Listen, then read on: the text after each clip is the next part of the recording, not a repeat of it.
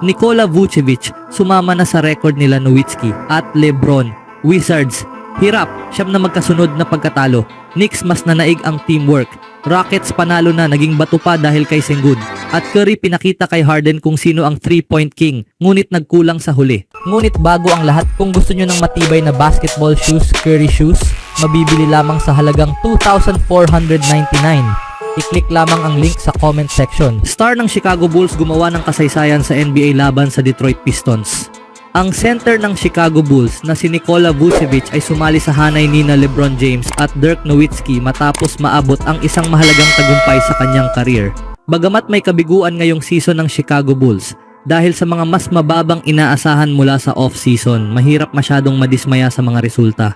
Ang all-star duo na sina Zach LaVine at Nikola Vucevic ang nanguna para sa Chicago na may pinagsamang average na 41.4 points sa unang 14 na laro. Nagsimula ang Bulls sa record na 5-9, ngunit nagpakita ng matatag na laban sa isang nakakagulat na mahusay na Detroit Pistons squad sa kanilang home court nitong Lunes. Agad na nag-lead ang Bulls ng 13 points sa simula ng laro. Pinangunahan ni Vucevic na nagkaroon ng pinakamagandang laro niya sa season na ito. Naitay ni Vucevic ang kanyang career high na 6 na 3-pointers sa Detroit, kasabay ng kanyang 29 points and 11 rebounds at patuloy na nadadagdagan. Naabot ni Vucevic ang kanyang ika-800 na 3-pointer sa kanyang career, isang malaking tagumpay. Mas mahalaga pa rito, siya ay naging pangatlong player sa kasaysayan ng NBA na nakapagtala ng 800 3-pointers at 9,500 rebounds, kasunod nina LeBron James at Dirk Nowitzki. Sa tagumpay na ito, kabilang na si Vucevic sa hanay ng mga elite player, pinapatibay ang kanyang posisyon bilang isa sa mga pinakatanyag na stretch bigs sa kasaysayan. Siya ay mahusay na nakaangkop sa modernong laro. Pinalawak ang kanyang kakayahan upang maging isang mahalagang shooter. Sa unang 5 taon ng kanyang karir, nagtangkang mag-shoot si Vucevic ng kabuuang 26 3-pointers, ngunit mula noon, naging mahalagang bahagi ito ng kanyang laro.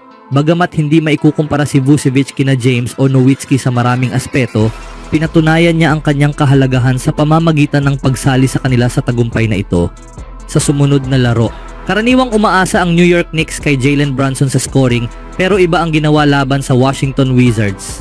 Sa laban nitong Lunes kontra sa Washington Wizards, ipinakita ni Jalen Brunson ang kanyang husay sa pagpapasa bukod sa kanyang kakayahan sa scoring.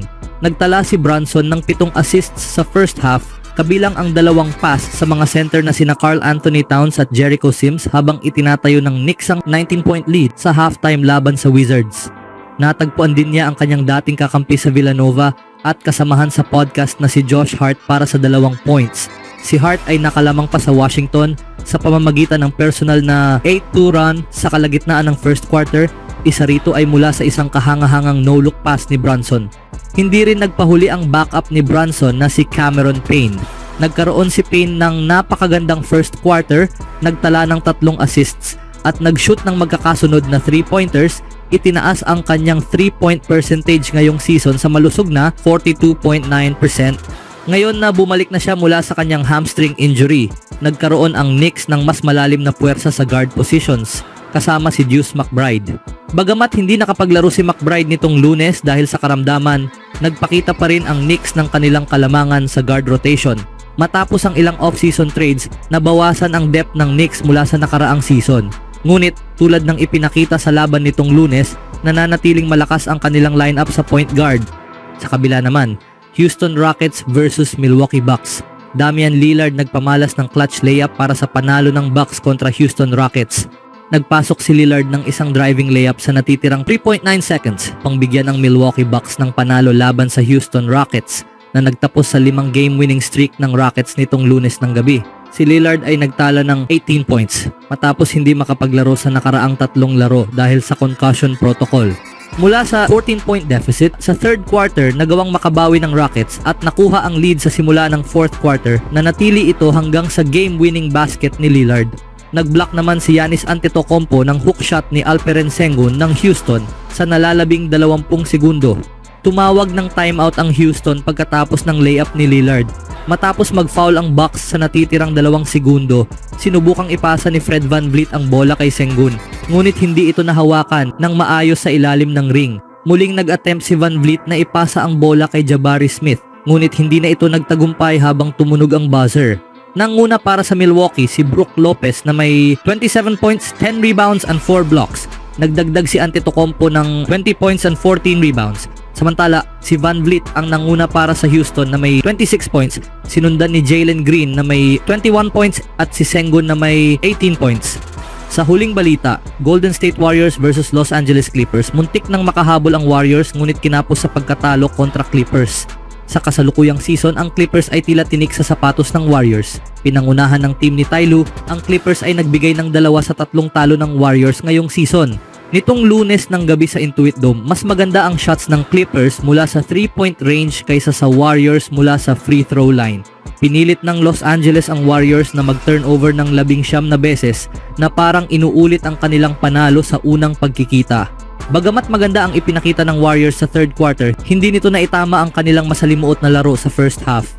Hindi rin naipasok ng Warriors ang 2 huling 3-point attempt para maipilit ang overtime. Natalo ang Golden State sa score na 102-99. Umiskor si Steph Curry ng game high na 26 points, mas mataas kaysa kay James Harden na may 12 points, 16 assists.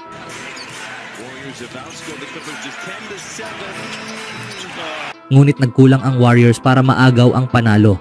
Pinuwersa ng Clippers ang Warriors na mag-turnover ng 4 na beses sa unang 5 minuto. Inuulit ang kanilang disruptive ball pressure mula sa unang laro. Sa naunang pagkatalo ng Warriors, nagkaroon sila ng season high na 21 turnovers. 8-0 naman ang kanilang record kapag 15 turnovers o mas mababa ang nagagawa. Minsan, sobrang bilis ng laro nila, minsan nagkakamali sila sa plays at minsan naman nahuhuli ng Clippers ang mga pasa sa loob. Ang bench ng Warriors ay nagsimulang bumawi mula sa 12-point deficit, naglaro ng mas mabilis at agresibo, lalo na sa pangunguna ni Kyle Anderson bilang small ball center. Dahil hindi nakasama si Kevon Looney dulot ng karamdaman, kailangan ni Anderson na mag-step up. Bukod sa turnovers na nakasakit sa possession battle, maraming points ang hindi na ipasok ng Warriors mula sa free throw line. Si Jonathan Kuminga ay mintis sa kanyang unang 3 free throw, habang si Trayce Jackson-Davis ay mintis sa 2 sa kanyang unang attempt laban sa The Wall, ang fan section ng Intuit Dome. Sa kabila ng Wall, ang Warriors ang may pinakamababang free throw percentage sa liga at nagtala lamang ng 9 for 19 sa laro nitong Lunes. Pagkatapos ipasok ang kanyang ikalawang 3-pointer, si Draymond Green ay tinawagan ng illegal screen para sa ika-13 turnover ng Warriors sa first half. Sinundan ito ni Norman Powell na dumaan kay Jonathan Kuminga para sa isang buzzer-beating layup. Pumasok ang Warriors sa locker room na may 11-point deficit.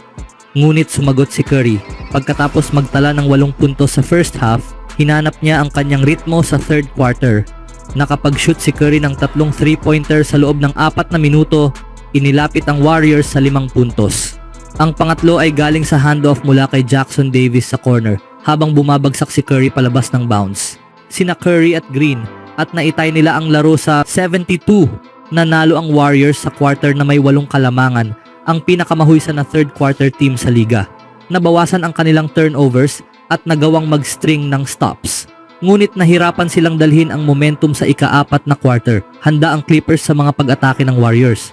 Sinagot ni Powell ang 3-pointer ni Lindy Waters ng isa pang 3 na natiling 7 puntos ang kalamangan ng Los Angeles. Patuloy na lumaban ang Warriors. Nagmintis ang Clippers sa opensa habang sina Curry at Wiggins ay nagdagdag ng 7 sunod na puntos para gawing 3 ang lead.